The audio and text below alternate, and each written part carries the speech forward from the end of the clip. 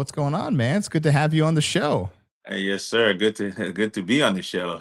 Yeah, man. So, so we connected over social media, and I want to get to that social media, but let's go back. Let's take it back to the beginning. So, you're an officer in Texas. How long have you been on the job? Been on the job. This is my ninth year Okay. being a cop, and it's in the ninth year that I've been through a lot. And if you asked me 9 years ago if I was still doing it 9 years later, I'm like, I don't know, but I'm still kicking and I'm still going in every day, happy doing what I do right now. Yeah. So, is this something you always want to do? You always want to be a cop since you're a little kid, or is this something that you fell into? No, it's kind of different for me. I think that's what makes me different from most cops. I think that's why I can relate differently with people. Most cops come from like a generational thing where mom and dad was a cop, cousin, nephew, went to like Explorer program or like met a cop and the cop shook their hands or showed them a police car and they're like, oh, I want to be a cop. Mine was like I was born in Nigeria. I didn't know if I was gonna come to America. And then one day my mom and dad is like, hey, we're going to America because our uncle lives there. And then we came here. I'm like, okay. I was hanging around bad crowd. I dabbled in some MJ, and like just like any young kid will try some stuff. Some of my friends were getting arrested, getting in trouble. I never got caught, and I was like, man, I don't think this is the career path for me. I was like, yeah, I'm gonna go be a firefighter. So I got into firefighting and I met some old heads that are like business owners, cops, or they're fire marshals, or they do cop and fire. And I started picking their brains, and they was telling me about how to be a fire marshal. Initially, I want to be a fire marshal, which is in Texas is a a fire police. You can still Okay. make an arrest, but you're in charge of fire arson. Okay. So I was like, okay, I'm gonna go be a cop, so I can do both of them. So Yeah. Yeah.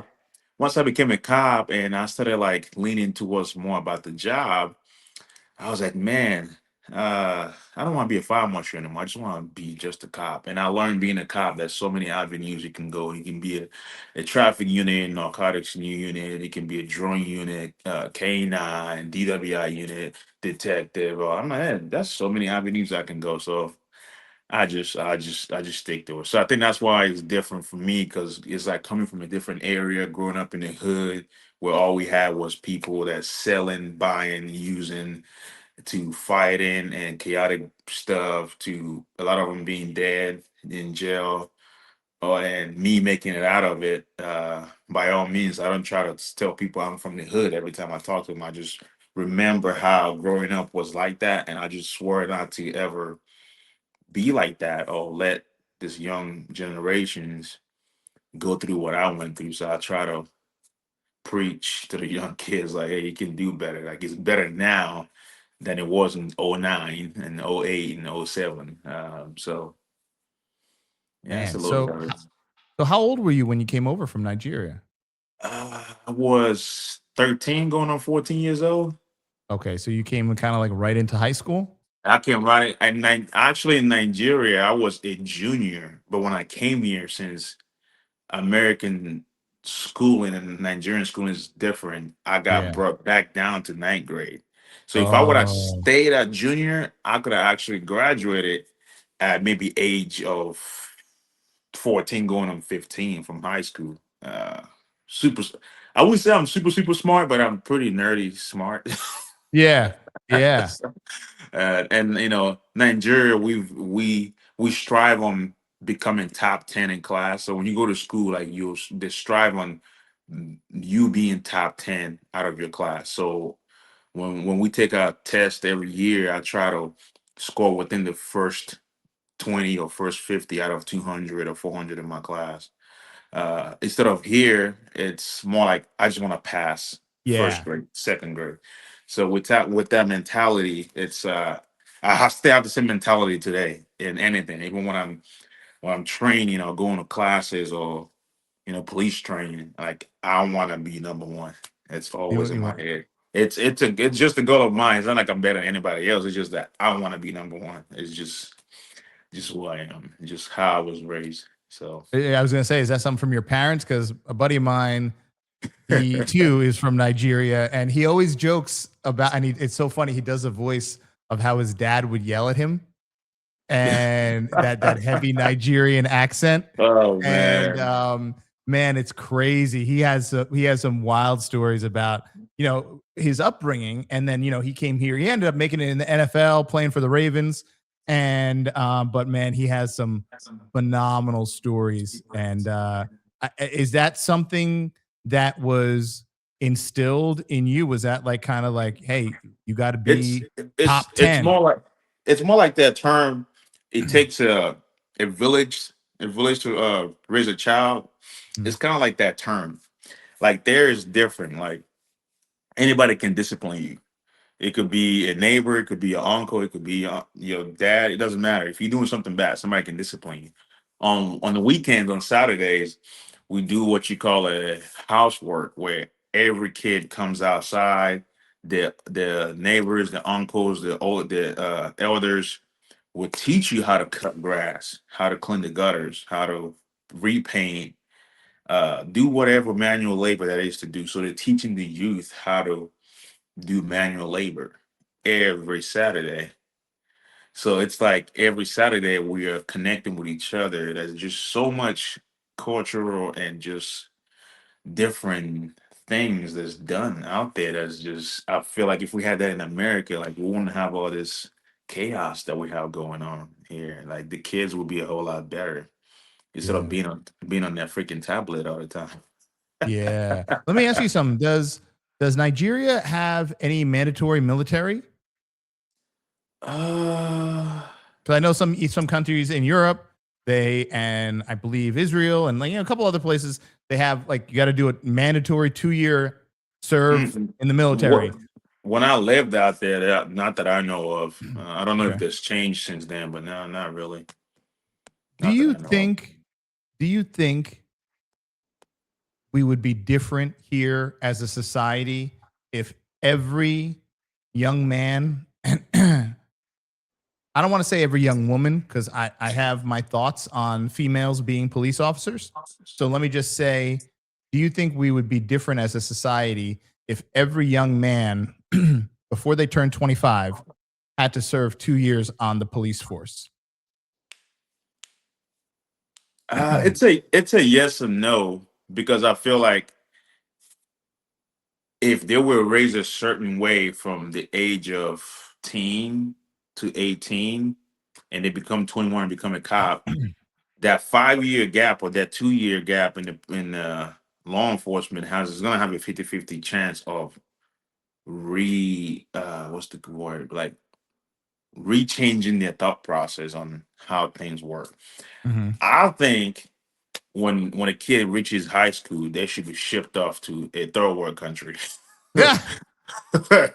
for a couple of years. That's what I think. I want them to go out there and see what it's like to go fetch water, to not have power, to go not knowing where your next meal is gonna be, to value what it's like to walk into a house, hit the switch, and the light comes on. You Yep. sit down, you get on your phone. That's internet speed is fast. You get on the internet, you post whatever. You able to get on a computer and you able to do this. You're able to drive, go to the corner store. You have everything. Like I think that's the best way to. If all the kids as soon as they hit ninth grade went and experience that for like 2 to 5 years, I think when they come back, I think it's gonna be a higher chance of people realizing, okay, if I continue being bad, I can get sent back, or man, I've learned my lesson how to appreciate life moving forward. That's what my mom did to me. My mom took me to India, where my family Oh, is from. I was born here. I was born in New York, but we went to India, and where she was from a small village. They, her mom and dad in their village. Her dad passed fairly young, but in their village, they had, and where they lived in their, I don't want to call it a hut. It wasn't a hut. It was kind of like a cottage, but there was no electricity. There's no gas. There's no internet. There's no Wi-Fi. Nothing. This is going back to the 20s, 30s, and there was a local market where you had to go to every day to get your food, and you had to go walk down the road, not up a hill, but you had to walk down a road to get the well water and carry it back for cooking and bathing and everything. And I got to see that and go there as a child.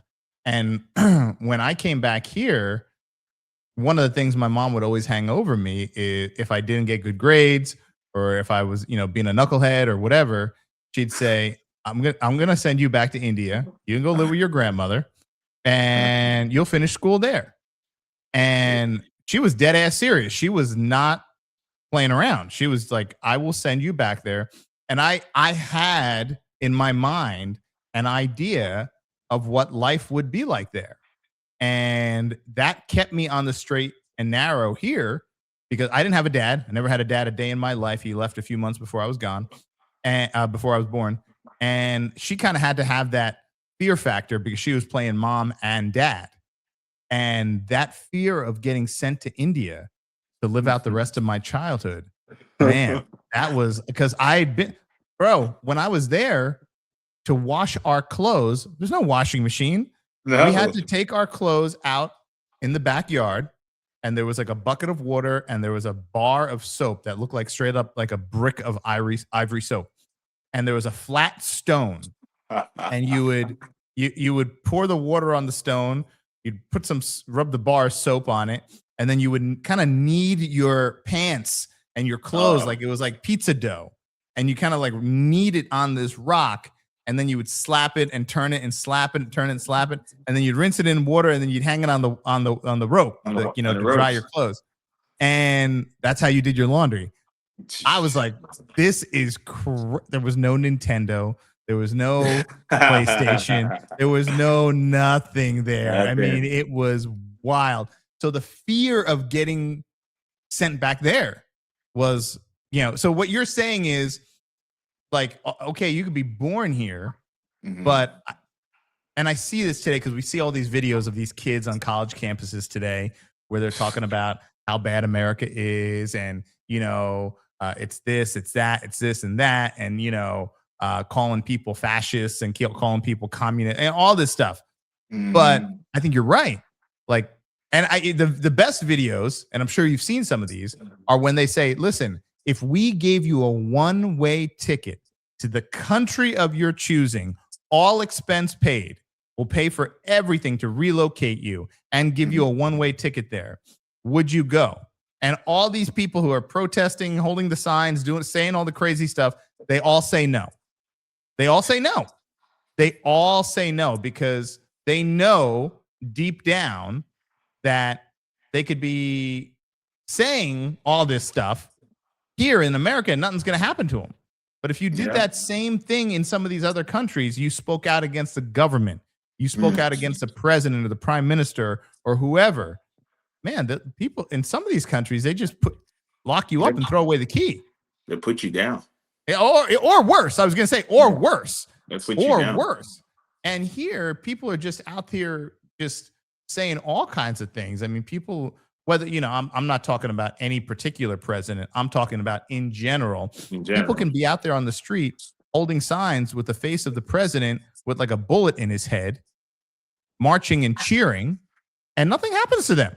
Like they're allowed to protest and they're allowed to do that. Some of these countries, if you did that, you're dead. They're not even, it's not even a question. You're dead. I mean, immediately.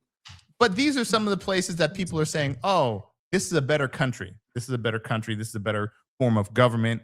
This is better. Like people here holding signs saying no kings, and as if we have a king, but we don't. Because if we had a king, you wouldn't be holding a sign saying no kings and protesting.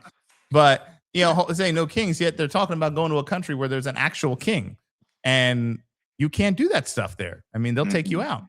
So it's kind of wild. But so I agree with you. I think that spending some time in some of these places would give people a perspective of how blessed we are here to be in America with the things we have. And I think maybe that would be a little bit of a sobering moment for people. There was this thing I don't even, I think it's still around. I'm not sure, but my sister did it. It was called Peace Corps. And she went overseas to like Kyrgyzstan, and you always stay away from any countries that end in stan. And she went to Kyrgyzstan. She was there for like 2 years. And same thing, man. They were like living in a village. You had to go get your water. I mean, there was like, not solid power, really third world. And she lived there for 2 years helping with like the village and the school and, teaching kids and stuff like that. And it changes you, man. It really changes you and it gives you a different perspective. But when you come back here, I think she went there, I think after she graduated college or something like that. And Mhm. when she came back here, she had a different outlook about how life here is, and I think it's great. I think it's a great idea. And I wish I mean, I wouldn't be opposed to 2 years of, serving in some third world country. I wouldn't be opposed to 2 years serving in the military and having to, Mm. travel abroad and help, something along those lines. But so now when you got into police work, Mhm. now was that in Texas or did you move to Texas when you came here from Nigeria? Is Yeah, that where you? when I moved there, I moved straight to Houston. Okay. I've lived in Houston the whole time.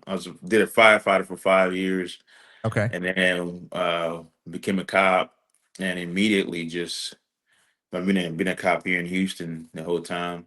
Okay. Um, so yeah, I haven't worked anywhere else. I don't think I could be a cop anywhere else because I've seen videos and I just don't think the way other states police could work the way Texas police is. Yeah. Yeah. Um, I would give Florida a run. I would give Florida a I run for the think money. I think Florida Sheriff's Office and Highway and the Georgia State Patrol is Yeah. very close to Texas style of policing. Yeah. Yeah. That So for sure. that's Yeah. probably the Texas. only place that I could possibly give a chance. Yeah, Texas doesn't seem to mess around, which is nice. I think it's good because I feel good when you have strict law enforcement, and not only because I feel like you're ultimately going to be in a safer environment, but I Mhm. also feel like it stops a lot of the knuckleheads from doing certain things because they know if they do it, the police aren't playing around. Some of the And I know that's one of the consequences. things about Florida is consequences. People like, man, don't mess around in Florida because those guys are not messing around. You try to run, they will pit maneuver you. They don't care if you flip and get ejected. It's like just a bad idea. Yeah, Georgia, I mean, running from the Georgia State Police mm-mm. is just a Bad, bad idea, bad man. idea. Yeah, bad. So, and people know that. So that alone is a deterrent, which is good. I worked in a town in New Jersey, and New Jersey is just a dump. The entire state's really in bad shape. But I worked in a town that was notorious for its heavy motor vehicle enforcement, and I would work traffic a lot, which was nice. And man, there would be sometimes like everyone in the entire state, people from the north part of the state and people from the south part of the state, people Mhm. would know not to drive through that town if at all possible because the cops, they said they would write their own mother a ticket. And it was good for us because it kept some of the elements that we didn't want going through the town and in the town out of the town. And it was really Mhm. good to have that reputation. And so I know, like in places like Texas and in Texas, places like Houston, they have a reputation to being tough. And I know that I've heard different things about certain areas in Houston that are more prone or a little bit more violent. Tell me about that. Is that still going on? Is that Yeah, something that? so Houston is divided into three big counties. There's Fort Bend County, there's Harris County, there's Montgomery County. Mhm. Fort Bend County is so Harris County is like more more lenient to Okay. crime. That's where people go and commit crime and like get away with it. Is what we call it. Like Yeah. they'll be on their third bond for the same crime. Yeah. They'll get a $200 PR bond. Like you arrest them and take them in, and by the time you finish the fingerprint and turn in the paperwork, they're waving at you bye and they're leaving.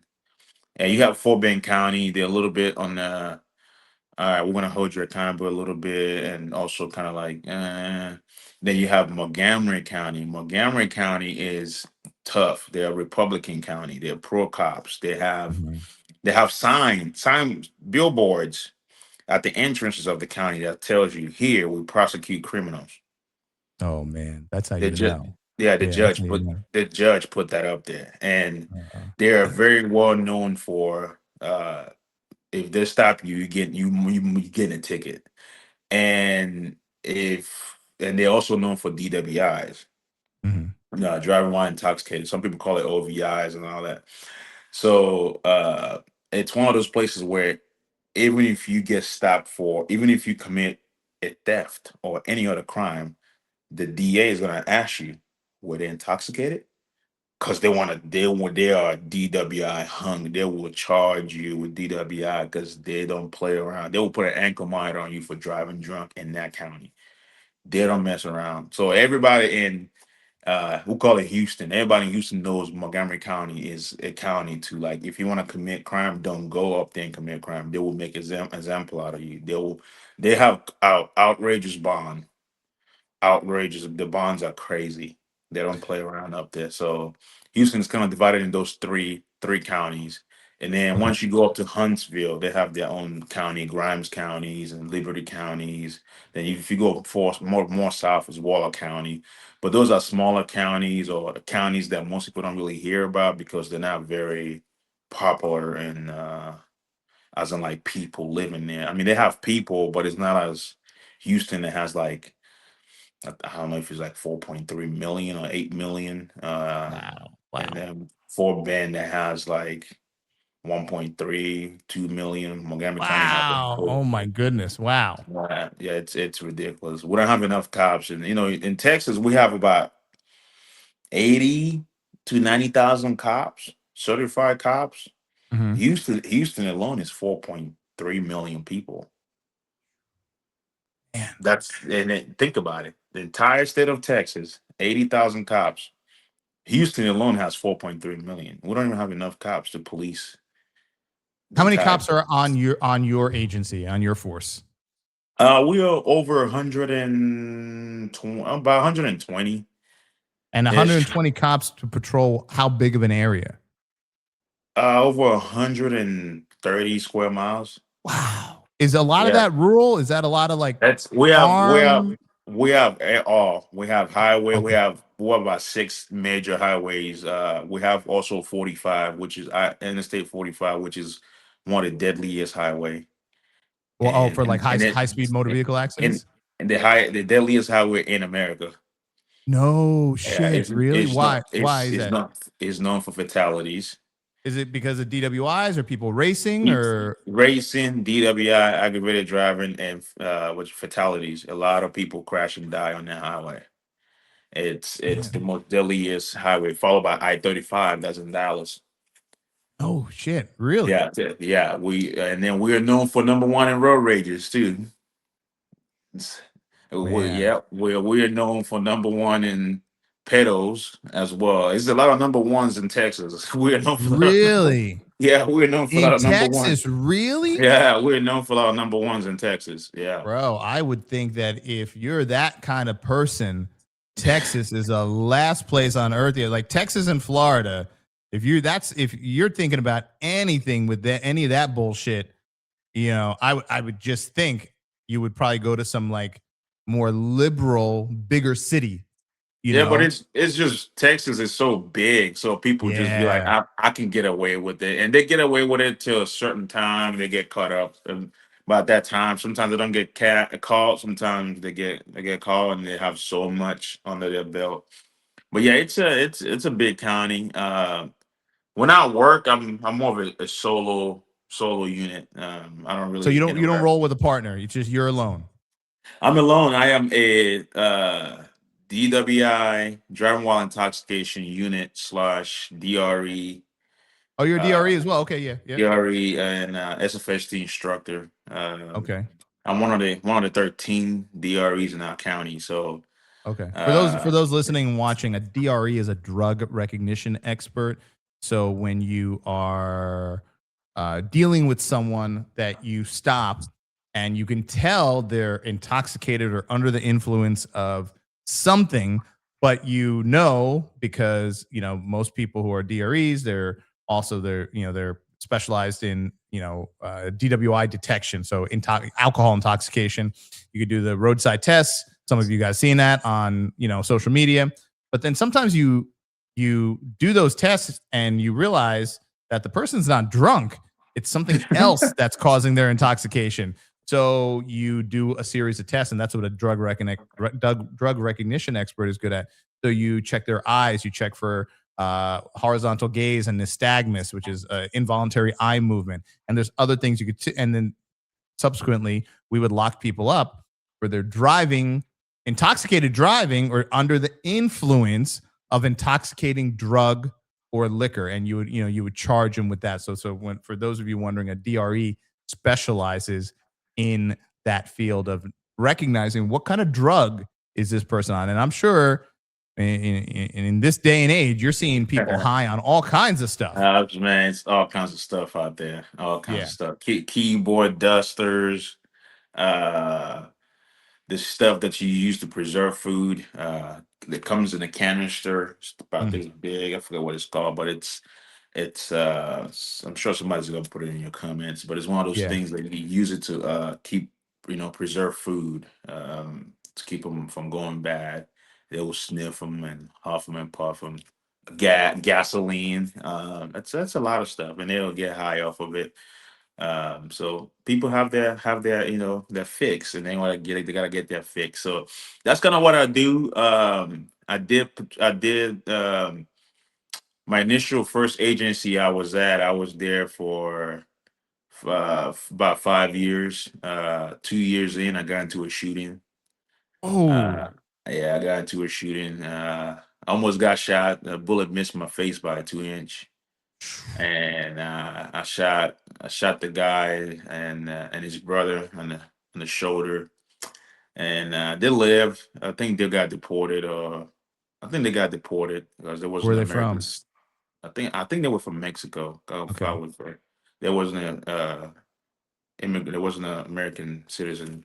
They were Oh. doing some drug deals and prostitution stuff, and it didn't go as well. And they got pissed off and tried to shoot up a whole gas station. And I responded. I was the only one, and we just exchanged fire. After that, I got promoted into a supervisor. So I became a supervisor at a very young law Hmm. enforcement career stage. I made a lot of mistakes as a supervisor, but that's how you learn. Yeah. Yeah. I was very lenient supervisor. I learned real quick how to be a sandwich supervisor. And What do you mean a sandwich supervisor? some people don't know what a sandwich supervisor is, but I learned that a sandwich supervisor. I try to teach that to people these days. I say a sandwich supervisor is a supervisor that everyone likes and always gonna have your back. Even when the ones that doesn't like you, they're always gonna have your back. A sandwich supervisor is like, hey, if I come in right now and be like, hey man, I saw yesterday when you towed that car, man. You did a great job in that car, man. You searched that car well. You did a fantastic job.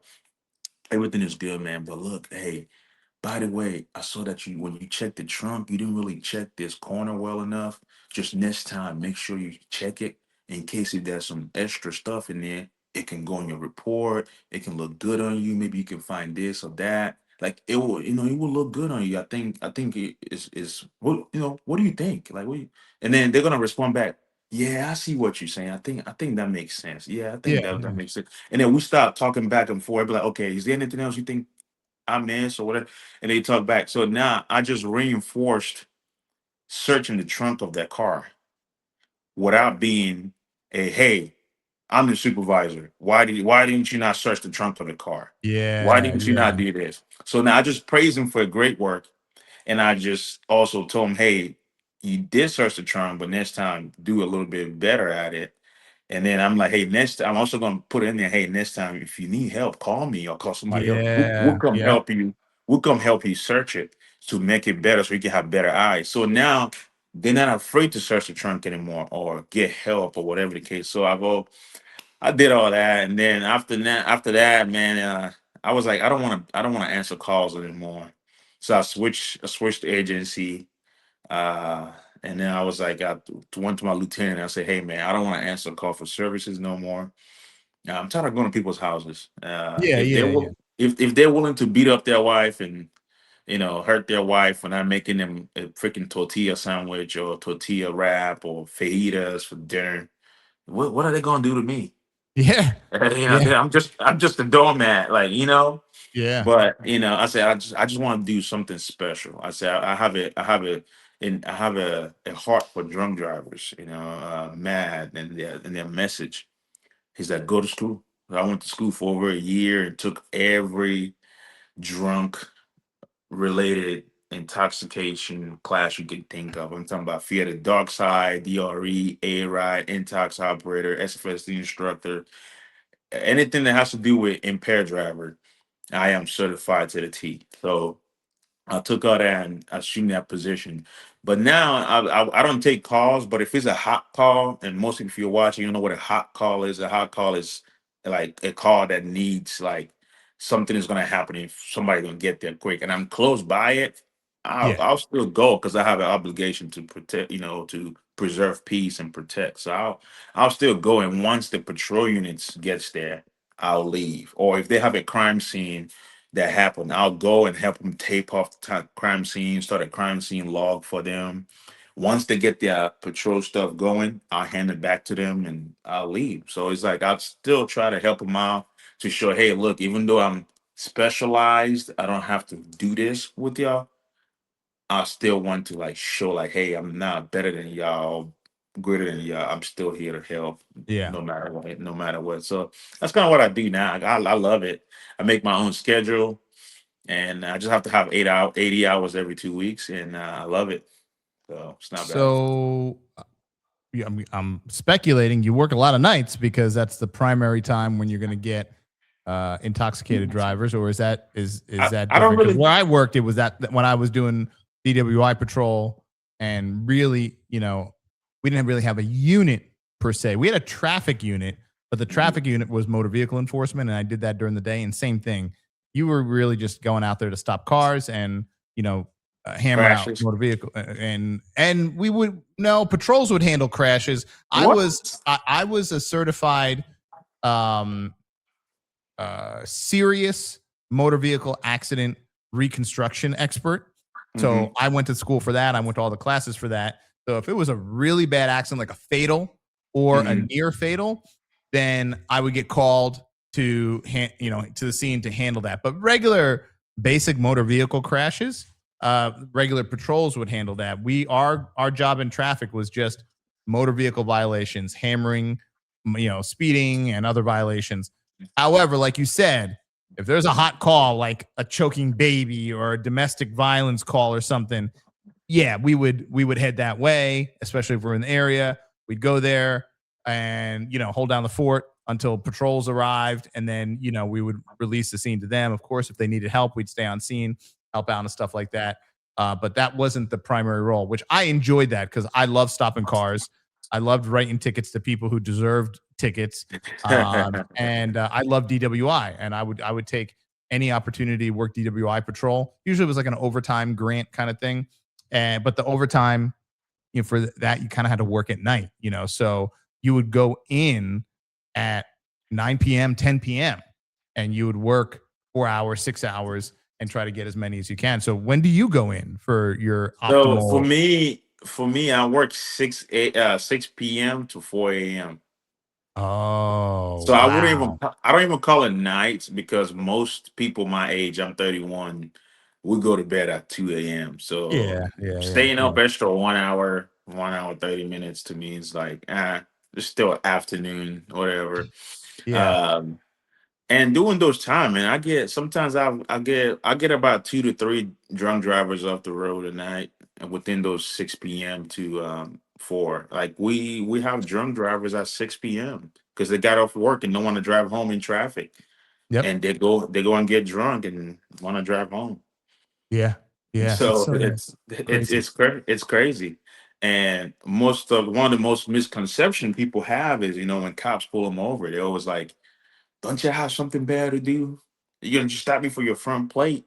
But they don't realize, like you were saying, you were a traffic unit.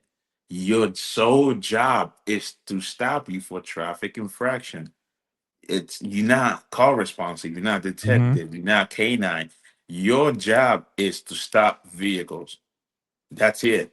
Hmm. So I think if the public start realizing, like, just like if you go to Walmart, they have a Walmart greeter, they have a cashier, they have a attendee, or uh, the person for clothing, the person for grocery. It's the same thing in law enforcement. We have a person, people, or group for a certain area of things, and that's what they do. Yep.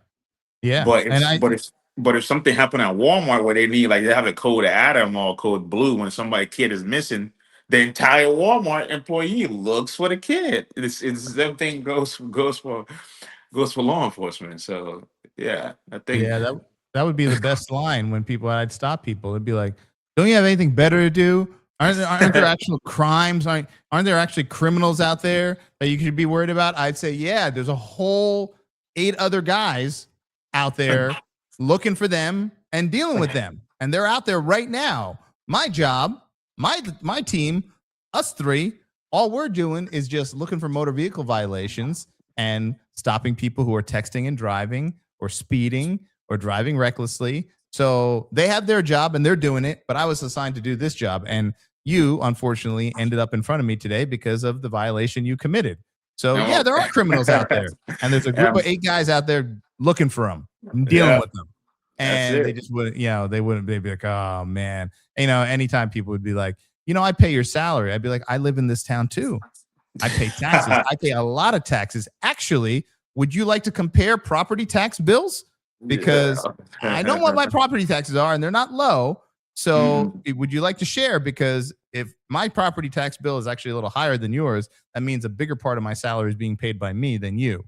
So what are we talking about here? Are we Yeah. going to really play this game? And you heard it all. You heard it all from people. And people don't realize when you stop cars all day long and that's like the only thing you're doing, that's when you get the most shit. Because most of the time when you're going to a call for service, people called you. They're calling you like, hey, my neighbor's blowing leaves, or, hey, I need this, or hey, there's some issue, but they're calling you. So it's Mhm. usually not a bad thing unless you get called for a domestic where the neighbor calls and is like, they say, oh, I heard some fighting next door. Okay, good. Okay, we got it. We're coming there. So then you're surprised. However, when you stop in cars, man, like this is Mhm. they didn't want the police. You entered Mhm. their day and are kind of ruining their day from a standpoint of, oh shit, they did something wrong. So it's never like a positive Uh-uh. interaction. So it's hard. I get it. But I got used to it. I'm sure you get used to it too, because all you're doing is stopping cars, looking for drunks and drugs or whatever. And to me, that was the most rewarding part of the job, taking a drunk off the road. That was the most Amen. rewarding thing for me because this is someone who could kill someone. Actually, my sister had a friend growing up that almost died Wow. in a drunk driving accident. We saw a drunk hit her, and she actually went through the windshield, which is kind of crazy. But I never forgot that. I never forgot that, and I just said to myself, and I knew someone thereafter, a short time later, whose parents got killed by a drunk driver, and it's like, man, this is crazy. And so it was just always in my mind that was, I don't want to say, and this is going to come out the wrong way, and I don't want, and someone's going to clip this. So before you clip it, hear me out. I always felt like when I was out there locking up drunks and, you know, locking up people who were, moving drugs, I felt like that was real police work. Not to say answering calls is not real police work, but you know what I'm saying, right? Like I don't. it just felt different doing that side of police work than going to the call for Mrs. McGillicuddy, who's saying, "Hey, the kids are playing basketball and the ball keeps coming on my lawn." And I'd be like, all right, so what do you want me to do? You want me to go over there and like tell them to stop playing basketball? Well, I don't want that ball on my lawn. Okay, Mrs. McGillicuddy. All right, I'll go talk to him. And you're playing like that role as a cop. Which, listen, there's a place for that. I There's a get place. that, Yeah. but I just didn't feel like I was doing police work unless I was out there hammering. I mean, DWI is a murderer in progress. Yeah, That's yeah. that's People. that's that's actually the one crime that's actually one crime that a cop actually gets to prevent. That's actually one murderer or a murderer that a cop actually gets to stop if he stops one. Yeah, Because most murderers we come after the fact. yeah, yeah. I never thought And about that. Never thought of it DWI like is that. DWI is one that you can stop, and if you don't stop, it's too late. So you have a chance to stop a murderer in progress. So Yeah, people be like, man, I've never stopped it and murder in progress. I said, yes, you have. You stopped the drunk driver that blew .235 flying, and yeah, you stopped them. yep. Yeah, you stopped the murder in progress. They Yes, you could have. did. You never know. You You never know. never know. Any given day, you could. You know, they could. If you don't stop them and you miss them, they go. They cross that median. They hit someone head on, like a family coming home. You know, just to me, you're right. I never thought about it that way. That's actually a really, really good point. Good way to look at it. So now let me ask you something. So you're on 9 years, and you got your little niche that you're working in, which is amazing.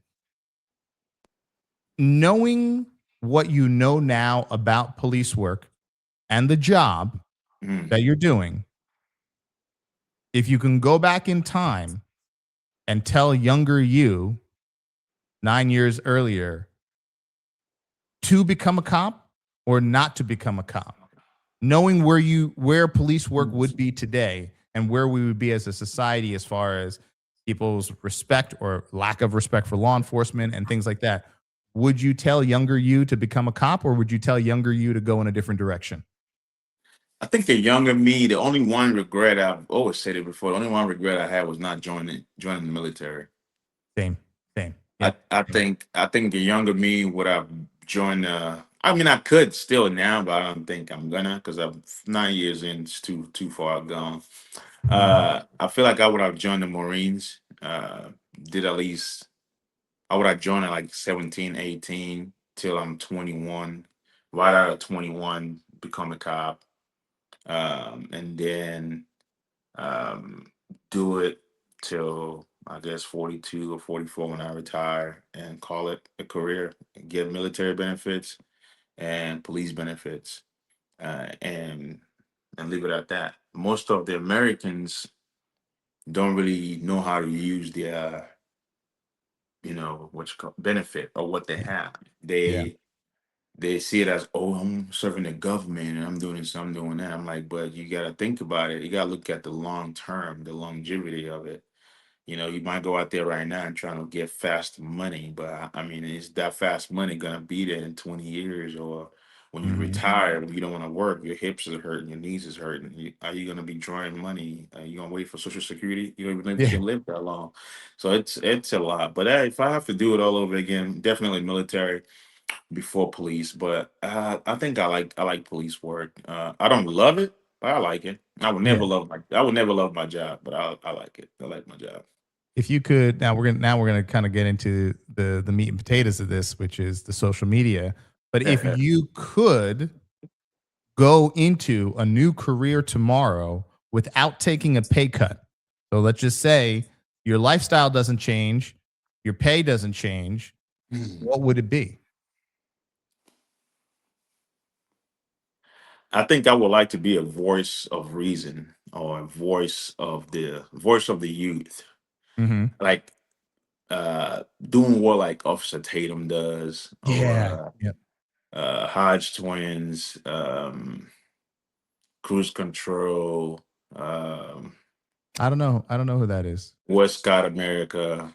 Oh, I know Westcott. Yep. Yep. Yep. All those people followed me out of nowhere. I was like, I guess I'm doing freaking good. I noticed that. I Uh, noticed that. I uh, noticed that. my, Yeah, I noticed they my all even follow you. Michael O'Hearn followed me, and I love Michael O'Hearn. It's just crazy. Oh man, But it's gladiators. like those people, man. It's like I looked up to them growing up because they were doing this thing. So for me, I feel like my voice when I talk or say something, people got it. Like people gravitate towards it because this Yeah. is not. This is not the Instagram that we talked on is not the first Instagram I had. I had one that was almost at 1 million. I lost it in October. So let's talk about that. So your page now is Texas Cop 2.0, This one's and the Texas Cop 2.0. The original the account was Texas Cop 2.0. okay. And how when did you start that page, and how long did it take you to get to a million followers? That page, I think I started about 2 years ago. That took me about 2 years. 2 years. A- This And were you doing the this same thing, like posting clips and kind of No, giving actually, your that was done. I did that one so differently. I did three types of niche. I was okay. doing a police related content where I react to people doing stupid stuff and basically raising my pink handcuff and opening my mouth and saying straight to jail at the end of it. Hmm. And the third is like a duet where it's like this, like our screen right now, and I'm just watching what they're doing. And I Hmm. have a reaction or no reaction, and that was it. I wasn't clipping videos, none of that. I wasn't overlaying videos or any of that. That was just simply it. And it gravitated towards people. Um, but everything started from TikTok, to be honest. Oh, so you started on TikTok. TikTok is where everything started from. Are you still on TikTok? Yeah, I'm still on TikTok. I have Okay. 2.1 million followers on TikTok. Okay. And Uh, are you posting the same content that you're posting on IG over on TikTok? not really. TikTok, since they sold and changed a lot of things, they've been very, very, very, very strict and Okay. different. I have two accounts on TikTok. One is at almost 400K and one is at 2.1 million. So I try to post on each just to kind of keep it going. But I'm not really on TikTok as much. I just do a live stream there and I'll post every now and then on there Hmm. just to keep it going. But I'm mostly on Instagram and Facebook. This is my second Instagram. I'm on my like 12th Facebook right now. I'm almost at 200K because They keep shutting you down? they always find a reason, man. It's Oh. crazy. And I just got on YouTube. I think I'm at 18K now on YouTube. So I'm trying to get out there. Snapchat, I'm over 100K. I don't know how. I just repost the same thing on Snapchat. So what that's telling me is no matter what platform I move to, somebody's gonna see it and be like, huh, I know that Hmm. guy. I like that guy. He's funny. I like his stuff. He's real. He's a good cop or whatever. Yeah. And I've been Yeah. doing I've been doing it for about 6 years now. And I always tell people I feel like I'm not perfect.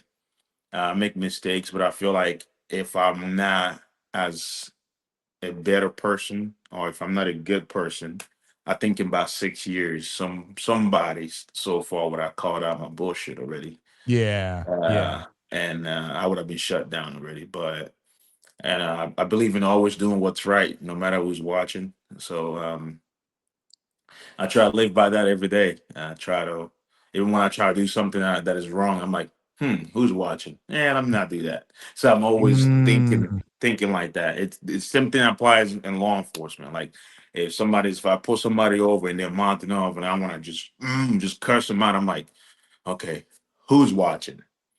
Yeah. Even Oh, I got body camera. Who's watching? How can I yeah. talk to this person to where a reasonable and prudent person can watch this video and say, okay, that cop is justified with the way he spoke to this person because this person was truly being an ass. Yeah. So I always Yeah. have that mindset in life with any and everything. And I think it's gotten me so far where I'm at today. So now So, let me ask you, are any of these channels monetized? Are you making money from TikTok or Instagram or any of these channels? they do okay. Yeah. I wouldn't say it's enough to just live off of it. Yeah. It's okay. I mean, before they took some of my accounts down, sure, I could say, hey, you know what? I don't want to be a cop anymore. I can just do this. But they always change social media every year or two with different ways to not monetize people. So I mean, it's okay. I think it supports me a little bit to where I don't have to work extra jobs. Hmm. Some people call it off duty employments and all that. Yeah. I still Yeah. I still I still do off duty jobs. Okay. But at some point, I don't like doing them as much because when I do them, I run into people that know me a lot. Mm-hmm. And it Mm-hmm. becomes like a safety thing in the aspect of like, hey, I know you from social media. Can I get a picture? Hey, hi, hi. And if I Yeah. say no, then I'm the jackass. Yep. But it's like, hey, I'm working. Like I'm not really like I can't socialize right now. I can't really take pictures right now. I can't really be like hoo hoo ha ha with you right now. Like this is like these people are paying me to provide security for them. This is not Texas cop out in public doing a meet and greet. Like it's not Yeah. really that. You know, Yeah. I've had traffic stops where I'm about to do a felony stop on a vehicle at a gas station and somebody's pumping gas next to the car. Hey, I know you from social media. I'm like, Oh, bruh, I have my gun out pointed at this car. I don't, you know. So it's like people don't use their brains sometimes, and it's kind of funny. I watched the video later on in the video where me and the coworkers were laughing at it. It was like, what the hell? That's kind of crazy. that's So wild. That's wild. I never even thought about that from that standpoint. I would sometimes be doing my job, and someone I knew from town, like someone from the gym, would be like, Mhm. "Hey, yo, Suresh, what's up, man?" I'd be like, "Arm robbery, like shoplifter." Like, yeah, yeah. Like, oh, sorry, sorry. I'll see you later. I'll see you at the gym. And so, I mean, when you live in the town you work in, you Uh-huh. you run into that. So that's like the pros and cons. That's one of the cons of living in the town you live in. Sometimes you would see people in the supermarket that you locked up, and you're like, "Oh man, here we go. I hope it's not going to be a problem." But most people were cool. Here's the thing: I was always respectful to the people I locked up. I never talked down to anyone. I never, disrespected anyone. Even sometimes when they were disrespectful to me, I would counter that not with disrespect to them, but by questioning them. Be like, man, why are you treating me like this? I've been treating you with respect and dignity this entire interaction. And I'll be like, okay, you had a warrant. I locked you up, or you had too many drinks and I locked you up. But at no point have I disrespected you or treated you without dignity. Have I? And they'd always be like, yeah, no, you're right. So I'd be like, so why are you treating me with disrespect? I could be treating you with a lot of disrespect right now because you're a criminal and you did something that could kill somebody and that every year kills a lot of people. Yeah. And I could talk to you like you're a complete piece of shit if I wanted to right now, but I haven't. I've talked to you Mhm. with dignity. You made a mistake. You made a poor choice tonight. I'm going to bring you in. You're going to have your time in court. You get a lawyer. You could fight it, and you might be okay. You might not. Whatever. But and people would be like, they would just be like, yeah, yeah, you're right. Yeah, Yeah, you right. you're right. You're right. So that kind of like was like I checked them with why are you acting like this when I haven't done anything. But it was hard because sometimes you'd see people that you lived in town with, and it was difficult. But so now going back to social media, I got to ask, where does the pink handcuffs come from? Like, what is that? What is that? What is that shtick? it came from 5 years ago. I wanted to do some. I wanted to do something to support the community, so I raised money for breast cancer Okay. using pink handcuffs, and we made Ah. pink shirts and put pink handcuffs on it. Raised money, donated it to several women that survived breast cancer. I don't Mm, believe in donating to organization because I feel like the real survivors never really get them. It just goes in the big bank. So mm, I think back then there what we had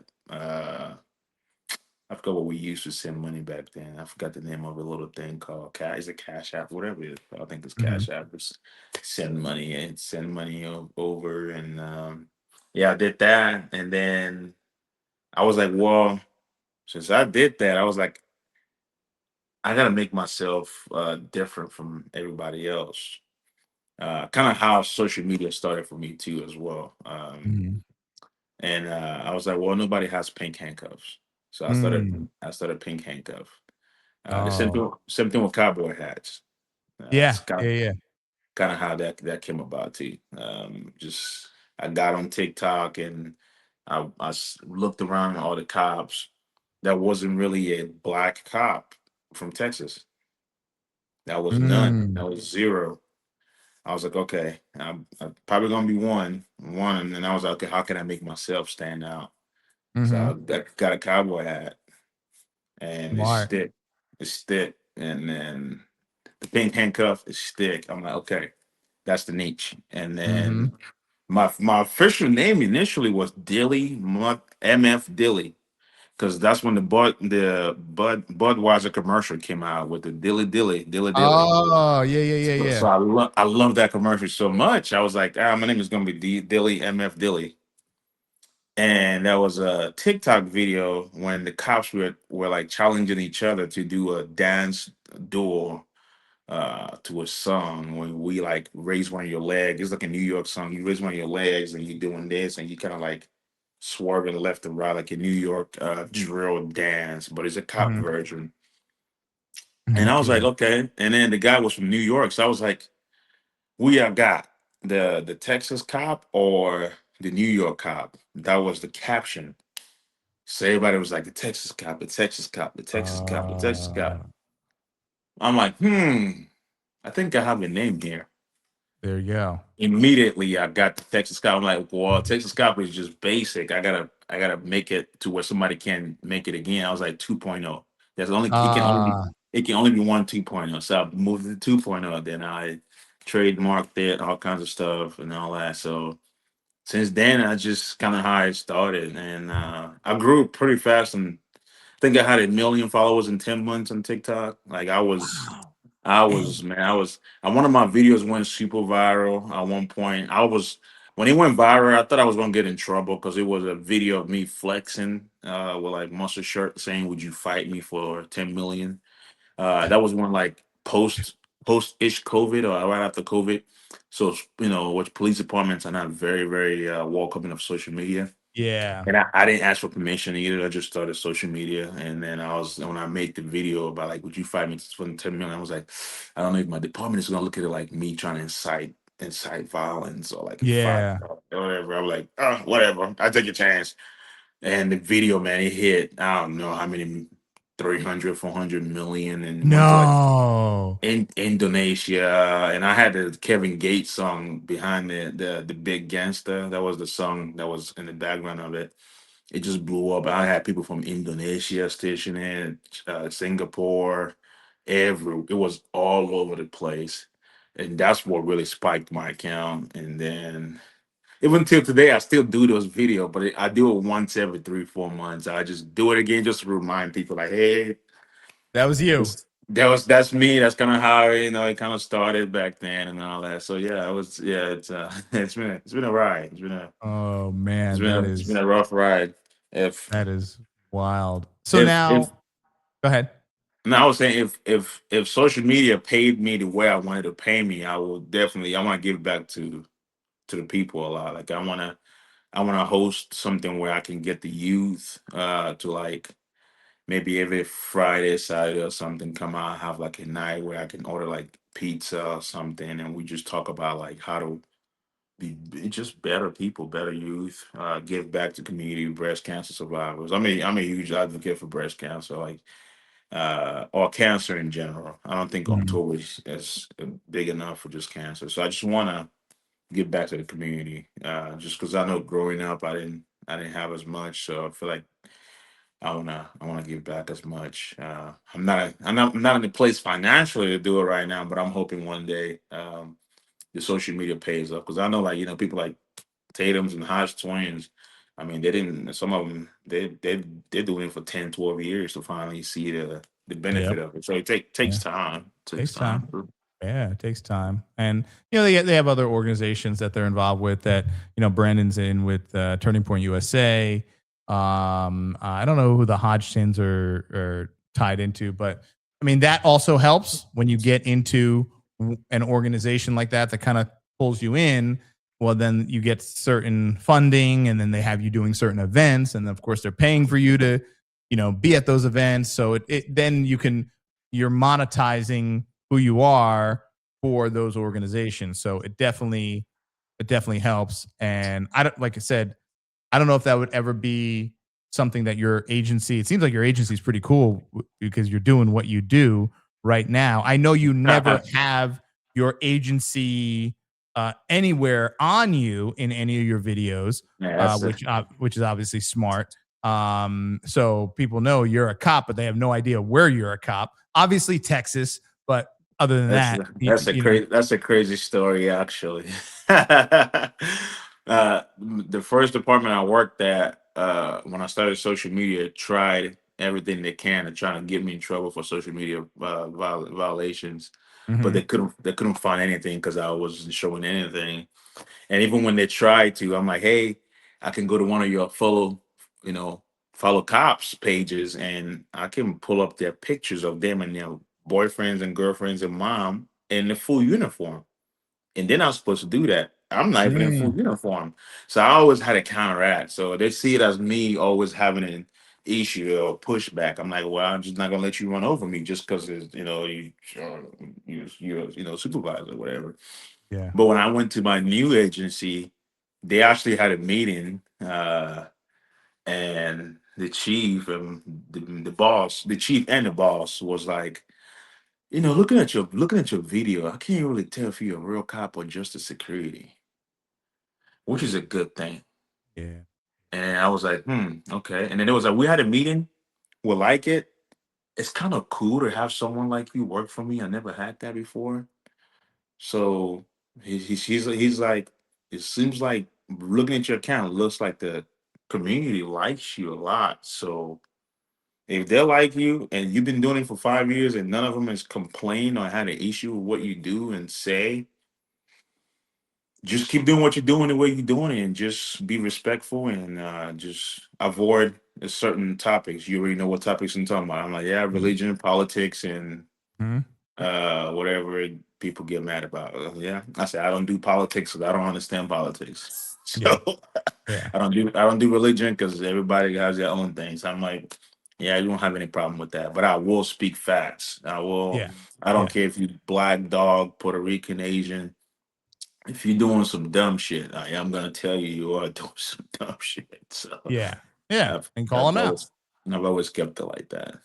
So let's So talk yeah. about that because that's kind of what we talked about, before we got on air here. And that is, I feel like it's really all of a sudden because I've been following you for a minute. And I feel like just, and now, yeah, and I want you to correct me if I'm wrong. I feel like just all of a sudden people started hating on you for stuff you're posting. And I'm saying to myself, well, oh, this dude's been posting like this for a minute now. Like, why all of a sudden now are you getting all these hate type comments about and people like attacking your character and people kind of supposing and insinuating that you have this underlying agenda, and then there's comments of people saying you're being a certain way because you don't delete certain comments or you allow certain people to post certain comments. I'm like, and I'm thinking to myself, this is the craziest thing. It's This is, crazy. this is I'm like social I'm like media, last time I checked, my name is not Zergenberger. I can't even say his last name right. right? Wait, what are you talking about here? Like, well, I can't stop people from commenting dumb shit. And just because someone comments something, why do you guys think that I agree with that comment? But let me ask you this to me, and I see now, really last couple of days, I see you responded. You put out a response, and one, have you ever had to do that before? I, Two, what, like, where did this come from? All of a sudden, I, where now I, people are ne- like coming after you. I never had to do it before, but one of my cop friends, he works for HPD. I posted the EBT lady that was dancing for buying an EBT grocery for 3K. And he responded on there. He just put something simple about like she's not gonna spend all that, she's not gonna eat all that groceries or something like that. And somebody in the comment just started dropping a lot of like racist remarks, calling her different names like, chimping monkey, whatever she did, what they were saying. And he just DM'd me. He's like, bro, I'm never commenting on your post again. Your followers are racist, bro. I'm like, bro. Tell me about it. I said it's bad on Facebook. It's bad on Instagram. The does not censor those. Like, if I want to comment ass hat, the Instagram will tell me, "Are you sure you don't want to edit Yes, your comment?" correct. But they can go and say chimping out, monkey, and say all this racist stuff, and it doesn't get censored. Like, it's crazy to me.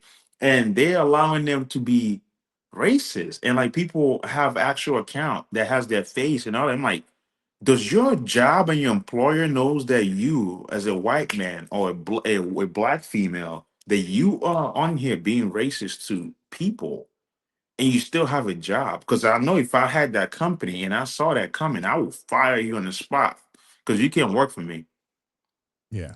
That's what people don't realize. My nephew is Hispanic. He speaks Spanish. Hmm. You know, I have friends that are Jamaicans. I have friends that are white. I have somebody that I call pops that is white. You know, like, I have friends, family in different race and ethnical backgrounds. So it's like I don't see race or color or all this. I just see human being, like just normal people. But back to what you asked, I don't know where the hate thing comes from. I think all that strained from recent events, the Camilla Anthony events, Hmm. Hmm. the I don't know what else happened to There's a uh couple, yeah, a couple other, a couple couple other events. stuff that happened, and I had a post about the dog that just got uh killed by LAPD. And LAPD, yeah, yeah, the media make that so bad. When they posted about that dog, the media make the dog look like a damn wiener dog. They yeah, make the dog look too small. And I'm yeah, wondering, I say, why didn't they kick the dog? Why would you shoot the dog 5 times? I'm like, I'm gonna wait till the body camera come out. And the body camera came out. I'm like, they knocked. She opened the door. The dog barked. They said, "Man, put your dog away," at least 7 times. And she yep. said, "Oh, he's not aggressive." Yeah, he's a big. The dude even said on camera, "That's a big ass dog. I'm not trying to get bit by that dog." And she shut the door like she's putting the dog away. Never put the dog away. She opened Hmm. the door. The dog sneaked out and charged the cops and was barking. And the cops did what you had to do. It's a sad situation. Yep. But you have people that love animals so much that they don't want to look past the negligence of the owner. And the same thing happens with human being. You love the that you're black. You love the black culture so much that you turn blind eyes to what's truth and what's not truthful, or what's wrong and what's right. Like, you turn blind eye to it. And not Take race. and not even turn an eye to it. But we saw with the Carmelo Anthony thing, I saw some black folks straight up lying about what happened. And this is after the case ended. I saw a comment by what looked to be a black man who was about in his 30s or 40s.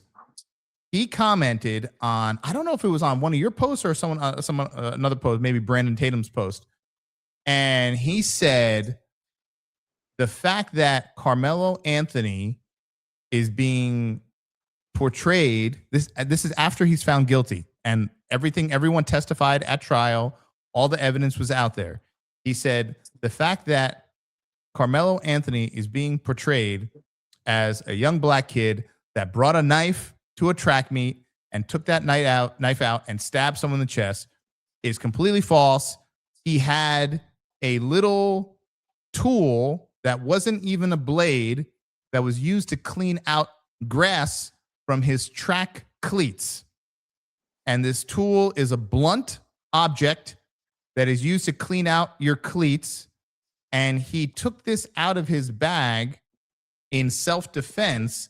And Austin Metcalf was pushed down onto Carmelo Anthony. And when he fell on Carmelo Anthony, this dull, non weapon type tool entered his chest.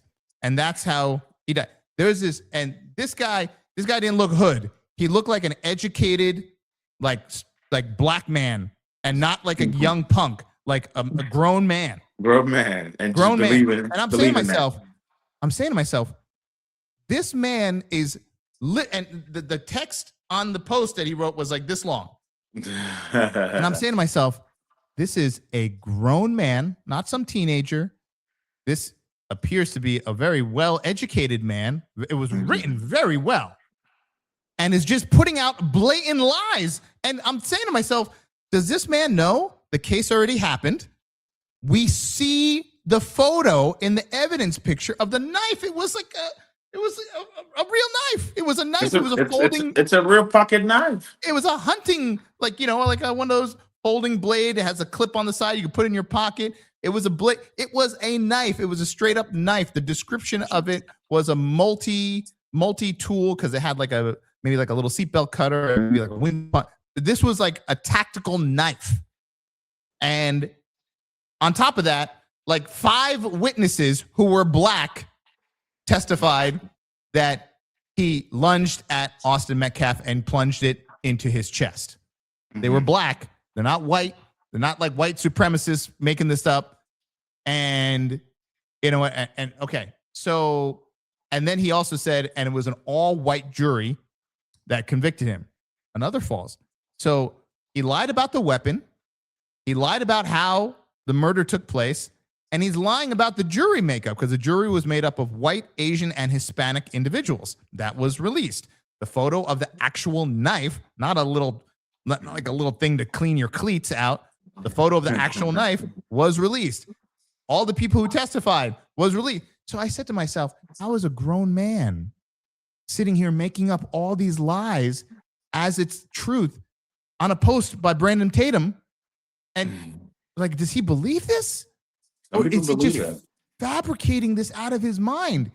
And I'm saying to myself, does he not know that people can actually look up like the real things and within about 3 minutes realize that everything he wrote was complete bullshit? Like, does this man? But some people are gonna read that and just run with it. Yeah, run with it. They'll run with it. So to me, I never saw that anywhere else. I never saw that publicized anywhere else. So this man totally fabricated details of this case. And a young man lost his life, and another young man is going to spend most of his life in prison. And these people are just out here making shit up. Yeah. And it blew my mind. Like, this isn't 1980 something where you can maybe make some shit up and it would be really hard for people to find out that you're making it up. Because there's no internet, there's no, you can't find all the stuff. But man, you like I read that and I'm like, wait a second, was it? So I just went on Google and I was like, Carmelo Anthony murder weapon, and like 100 photos of the knife came up with the crime scene thing, like the #1 evidence little tent, like 100 photos of it came up, and it was a straight up knife. I'm like saying to myself, wait. So I said, Carmelo Anthony case, a murder case, witnesses. Witnesses included 5 African-American individuals. Okay. Carmelo Anthony, Austin Metcalf case, jury makeup. The jury consisted of white, Asian, and Hispanic individuals. I'm saying to myself, this dude just made us all up. He just made this all up. Everybody's going to believe it too. And people are going to believe it. I was for a second, I was like, oh, damn. The all-white jury? I was like, damn. So I looked it up. I'm like, this guy is completely tripping and just putting this out here on a Brandon Tatum. And Brandon Tatum gets a lot of traffic on his posts. He gets a lot of traffic on his, on his page. So that's the danger of what in the world we're living in. But going back to what we were talking about with you and some of the comments on, some of your posts, you're just sharing on many of your posts, on nearly all your posts, you're just sharing exactly like a clip of a video, and 99% of the time, like, you're not even saying anything. You're just sharing the clip. You're just right. I've learned the best way to be unbiased is just to sit and watch the camera, post it, and let the comment cook. Yeah. I just let them become the cop, the judge, the suspect, The Prisoner, everything. You just read the comments. It gives you everything. Sometimes I open my comment and I'm there for 3 hours just reading comments. I'm like, man, this is tea. Yeah. I order me some smoothie or pizza, and I'm like, I don't even watch movies on Netflix anymore. I just read my comments. I'm like, this is juicy. Like these people are just crazy. Making shit Like up. There's people, but yeah, the worst part is the people who are making shit up about you. yeah. That's what I thought. Like, if you want to make up a story about the people involved in the video, I get it. Okay, because we don't know. Okay, maybe a little bit of this, a little bit of that, and you want to try whatever. But when I started seeing people saying, "You're posting this video," so for some context, and correct me if I'm wrong, some people, as of late, I don't know what happened, like the switch went off because like I said, I've been following you for a minute. Some people are of the mindset that because you post a video of a black person committing a crime or a black person doing some knucklehead shit, Mhm. you are putting down black people. Yep, happens all the And, time. I say all the time. and I'm saying to myself, no, he's not. He just shared a clip and he's just playing the clip. And during the clip, he's eating his lunch. So you're watching the clip. You're watching the clip with just all of us. So you're just posting the clip. And that's it. Or sometimes you're just sitting there watching and you're shaking your head. You're looking, you're kind of like, okay, you're like, you're watching. You have no emotion on your face. And you're like, huh, okay, are you just watching? That's it. And people are like, you're posting this because this. You must be this. You're this because you like saying to myself, this is where we are in a society where someone shares body cam footage, What you, and all of a what you, sudden you're like, you're racist, you're this. I'm like, what is going? Like, when did like this is very recent, right, man? yeah, it's very recent. But you know what's funny about it though is like when they scroll on their page, they'll watch the same video. And then guess what they said? Oh man, that chick is crazy. Oh man, that chick is this. I wouldn't do that if I was her. I wouldn't let the cops do this. And they just scroll on. They watched the same video I watched. Only difference that I posted it. And the fact Yeah. that I'm black and posting it, I'm putting down black people.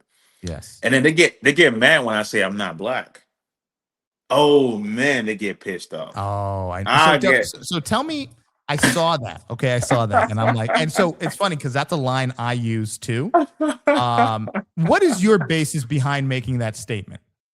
so I try to tell people in America, I said I learned in America like we are grouped a certain way to make it easy for American government to identify us. Mm-hmm. Because we have Sandra Bland's Act in Texas. I don't know if y'all have it, but Sandra Bland, the state trooper there with her on a traffic stop. Uh, she was identified. She had mental health. They took her Mm-hmm. to jail. Something happened to her. She wasn't cared for, and she ended up dying in jail. Okay. So Okay. after that happened, we have Sandra Bland's Act, where every time we make a traffic stop, we have to do a stop data, and the stop data consists of the race you think the person is, and the race. If you know if you knew who the person was, the reason why you stopped them, and what race they were. So They're asking if you knew that prior to the stop. prior to the stop, like Okay. if you knew the race of the person, or if you knew who the person was prior to the stop, which is always 99% no, but there's always the one No. Yeah. percent. There's a Yeah. 1% time when it's yes, which is doing like the daytime where you can physically see the Yes. person and be like, oh, Yes. I know his license is suspended. But people that work nights like me, it's always a freaking no because I can't see inside the damn car. Yeah. So we would do the stop data. So I try to tell people, I said, well, I had one guy told me that I'm wrong, that he flip-flopped it. He said that race is where you're from and ethnicity is what you identify. And we were arguing about the whole Trayvon Martin and Judge Zimmerman. Because I I saw that. was like, Yeah. I was Yeah. like, well, Judge Zimmerman is actually Hispanic He's Hispanic. He wasn't by white. by ethnicity, But Mhm. by race, if I stop them right now by race and you tell me to identify Judge Zimmerman, I'm going to say he is white because he looks like a white man. That is race. It's the physical identification of a person. Like me, if I look at you right now, I'm going to say you're black. You're right. But Right. once I ask you where you're from, you say, "Oh, I'm Indian." Oh, that's your ethnicity. I'm like, that's the same thing with me. I say, I am Nigerian. That's where I was born and raised. Like, yeah, you can call me black because I moved here and America grouped us as African or black American. Yeah. You see, you say African American, which means from Africa or descendant of Africa that's in America, and then you have or Black American that are born in America. That I mean, and I try to explain that all the time, and they just get mad. And it's like the only one that claim Africa, African American, or Africa when it's beneficial to them. You know, Yeah. and that happens a lot. And then sometimes when we doing stuff, they don't want to claim it. They want to, push away from it. And it's kind of a touchy subject when it comes to those little things. But yeah, that's kind of how that comes about. And they always be like, you just different, you coon or and my biggest pet peeve is Uncle Tom. Because they Uh don't even know the story of they Uncle don't even Tom. know the story about Uncle Like Tom. And the Uncle Tom in the story like I ended up getting killed because he didn't rat out on the black slaves. the black people. So when you call someone Uncle Tom, it lets you know just whenever someone calls me an Uncle Tom, it lets me immediately know this person's retarded. It And lets me know because you're that just they're uneducated. Like as soon as I'm uneducated. talking to you and you call me Uncle Tom, I stop responding to you. Yeah, because you It simply it don't know. it, it pisses me off. I just Yeah, immediately just disengage. But yeah, that's kind of like how that goes about in a sense. I just people they're just a bunch of keyboard warriors, what I call them. yeah, The yeah. You know, keyboard warriors. I find it odd that in this world we're living in, with people of color, it's just black or African American. Mhm. And but with white people, no one ever says, "Oh, that white person is German American," or "That white person is Polish American," or "That white person is Russian American." You know, Mm. no one ever says that about white people. Mm-mm. So, but when it comes to black people, it's an automatic. Oh, look at that black guy. Oh, that African American guy. First of all, it's kind of like screwed up to just say that every person who has dark skin like you and me are from Africa, like or like African. Like to me, like so. One of my good friends growing up, he's from Trinidad, Mm. and he's darker than both of us. One of my other good friends growing up was from Guyana. He's Guyanese. He too is about as dark as me, and he would get offended when people, my friend from Guyana, he'd get offended when people would call him African American. And I'd be like, man, they don't know any better. They just like they look at how dark you are, and they think, oh, he's a black guy, and they just equate black with African American. And he's Mhm. like, bro, I ain't from Africa. I have no family from Africa. I'm not. I have nothing against Africa, but don't call me African American. I'm from Guyana, and that's where my family's from. That's where my heritage from. Whatever. So you don't call white people German, like every white person German American, Yeah. because some people would be like, if you just went around and be like, oh, that white guy over there, that German American, people would be like, whoa, whoa, whoa, what are you talking about? I got no German in my heritage. I never been to Germany. I don't know anyone in Germany. I'm from Ireland. Like, I Yeah. don't know, or like, what are you talking about, German American? I don't have any German. Like, I'm Russian. Like, my family's from Russia or Poland or whatever. Like, but Yeah. if you just went around calling everyone German American, Yeah. people would start saying like, "What's up, man? Like, hold on, what's wrong? What are you talking about?" So that's kind of how he looked at people calling everyone with dark skin African American. He says it's wrong. It's not right. It's wrong. And he would correct people.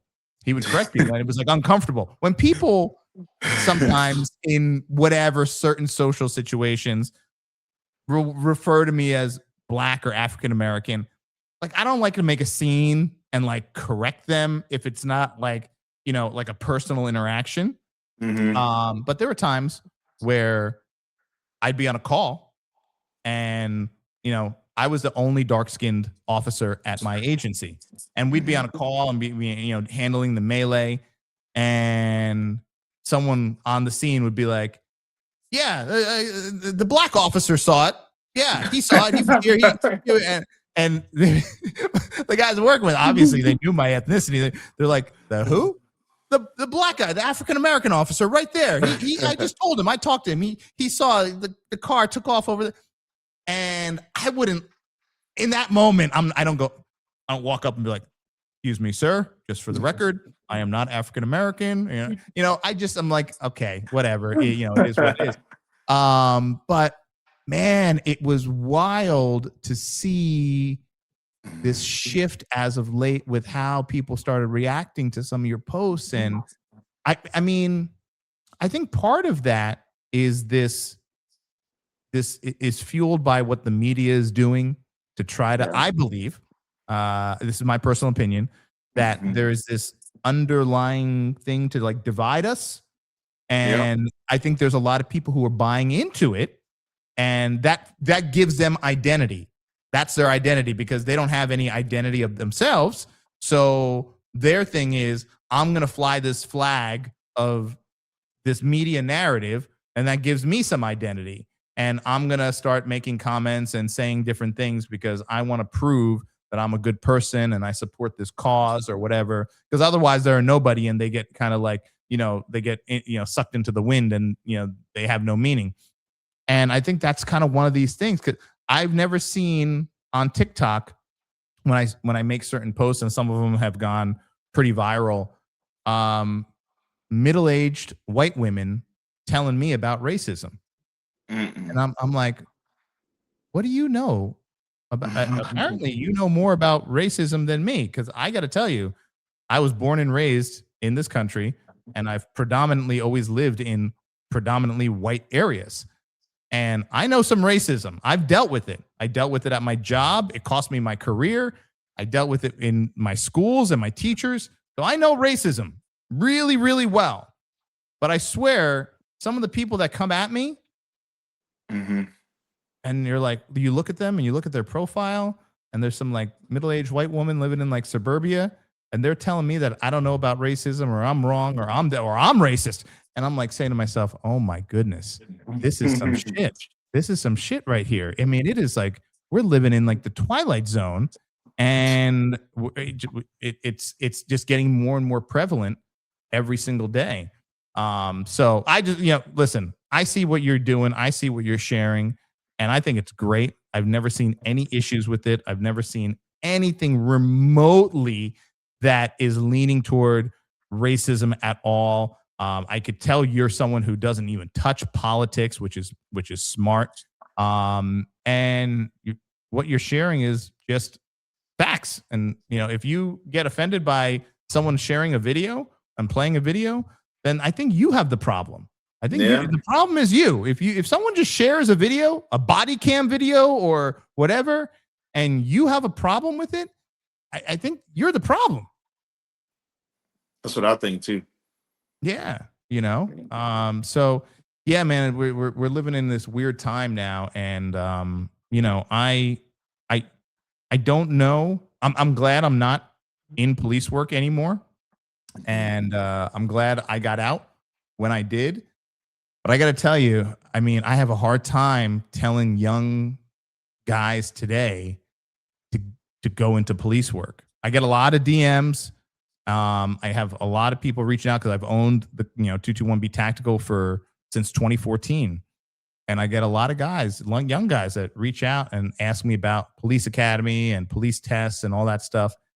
And I have a hard time recommending that they go into the job, man. I really do. I mean, I love the profession, and I love what it stands for, and I love the fact that there are people out there that are fighting the good fight, protecting and serving and watching over us while we sleep to keep us safe, just like our police, just like our military here and abroad.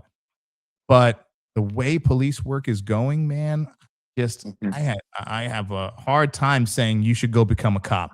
I tell a lot of people go become a firefighter, or hey, go become a paramedic or a doctor or nurse or something. I don't know. I have a hard time telling people to go become a cop now. I really do, and man, that hurts me. That hurts me because it was a job that I loved. I wanted to join the military. My mom wouldn't let me. I wanted to join the Navy, and that's why I joined police. I was studying, and I finished school. I was going to be a physician, and I went into police work after 9/11 because 9/11. I was in college. I was in New York City when 9/11 happened, and I got to tell you, man, I don't know if I could recommend. At that moment, there was nothing I wanted to do more was serve the country. Either serve in the military, and okay, military was an option. All right, I'm going to serve in the police, and that was it. My heart was set. But it's different today. It's a different job today, and it's a different career today. And yeah, that makes me sad to think that. But I like your angle. I like what you're doing, and I also like the angle of helping the youth. And actually, I want to talk to you more about that. We'll talk offline because I think getting some programs together and thank the Lord, 221B Tactical is at a place now. We've been at it for 12 years, and we have military contracts and we have agency contracts across the country and around the world. And I've been very blessed with that. And one of the things I always want to do is give back because I didn't have a dad growing up, and I always think if I can give back to the youth and guide them and show them what's possible in life, maybe those without two parents in the home or what have you, and do some community programs. I would love to do that. I would love to take some of what we have with 221B Tactical and some of what I've been blessed with and share that with the youth. And so I would love to talk to you offline about maybe putting some together locally in Texas Okay. and getting the youth out there and doing something positive for the youth in the community. And like you said, right now you're in a situation, you're a public servant. Everyone knows you're not making, NFL, superstar salary. But like you said, if you had the means, Yeah, you would. And to I me, would. well, I know some people, and we could bring some people together who have been blessed, and they've worked hard and they want to give back. And maybe if you have like a little vision and something together, we should sit down and we should talk about that because I think that would be a phenomenal thing to do. I would love that. Actually, I would. Yeah, it'd be awesome. I'm So, looking forward to that. what I want to do is real quick, just share with everyone where they could follow you, whether it be YouTube or Instagram or TikTok, wherever you want people to check you out and follow you. I highly recommend you give them a follow because I think your page is excellent and you share some of the greatest clips and the greatest videos that I see out there now. So if you could just share with everyone where they can find you, and we're going to drop all those links below in the description as well. Thank you. Y'all can find me on any social media platform under the Texas Cop 2.0, as in Texas Cop Mhm. 2.0 altogether, or Texas Cop 2.0. Okay. All right. Great. And I always like to end these with a question. And part of this, and I'm going to ask you a question when we get off here, but what the question I have for you is if there was someone young in this world that you knew would have the potential to change the world when they grew up, and you had an opportunity to say one thing to them today, what would it be? I would pick my sister. She passed away at a young age. I wish I could see her and say, thank you for maybe looking after me all these years, and I love you. Oh man, man, Yeah, incredible, that's that's incredible. always my go to. Yeah. I miss her. I miss her dearly. Oh, So I can't even imagine that pain, man. I just lost my mother a oh couple man, months back, I'm sorry to hear cancer, that. cancer, Uh, and which another thing we'll talk about offline. And yeah, man. And so when you grew up with just your mom, you never met your dad a day in your life, and the only person you had your whole life is your mom. Like she was 88, and I didn't know anyone on this planet longer than I knew my mom. right, right. You don't like your mom is a person you know longer than anyone on Mhm. earth until they pass away.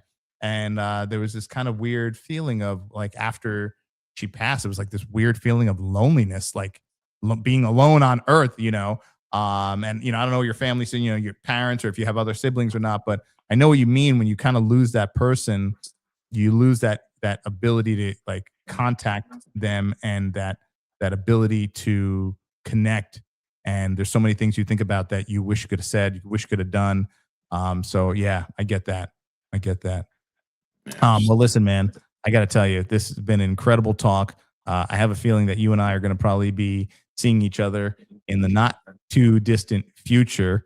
And I really appreciate you taking the time today to sit down. I know you're super busy, you got a lot going on, but I really appreciate you taking the time to sit down today, man. It really means a lot. Yes, sir. Thank you. Anytime. All right, I appreciate it. Thanks for having me. I appreciate it. Everyone, make sure you check out the description, check out all the links, and make sure you give the Texas Cop 2.0 a follow, show some love. Thank you all for watching. We'll see you on the next episode.